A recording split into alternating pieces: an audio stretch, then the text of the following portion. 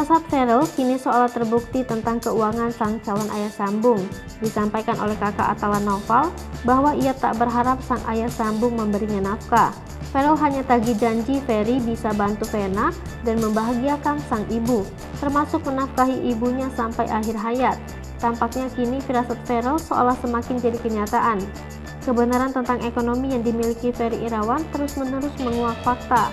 Kini Ferry Irawan makin disoroti lantaran sudah semakin dekat hari H menikahi Vena Melinda.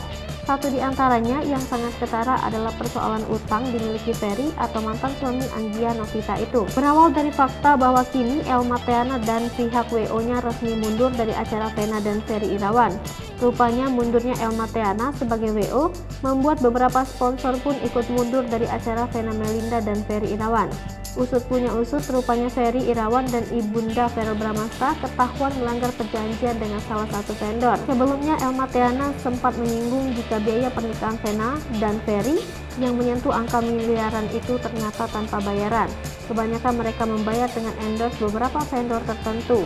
Manajer Elma Theana pun membongkar fakta terkait Ferry Irawan dan Vena Melinda yang tak membayar. Terungkap fakta, mengurus lamaran Ferry Irawan dan Vena Melinda, ternyata Elma Theana banyak berkorban. Rupanya selama ini Elma Theana sahabat Vena Melinda yang mendapat banyak imbasnya. Dikutip dari kanal YouTube Intense Investigasi, Rizka membocorkan jika pihak WO tak dibayar sepeser pun oleh Vena dan Ferry. Bahkan Elma Theana menggunakan uang pribadi untuk membayar kru-krunya. Bahkan di sini Elma banyak berkorban untuk siapkan pernikahan Ferry dan Vena. Namun Elma mengatakan kalau pihaknya membantu Vena dengan ikhlas. Dian Komalasari, rekan Elma Theana, mengatakan kalau pihaknya berusaha untuk bersikap bijak lantaran mempertimbangkan keinginan sang calon pengantin. Verrel Bramasta sebagai anak Vena Melinda telah lebih dulu mengatakan kepada Ferry untuk tak perlu khawatir persoalan nafkah untuknya dan sang adik. Apalagi diketahui Verrel memang memiliki penghasilan sukses dari pekerjaannya sebagai aktor sinetron.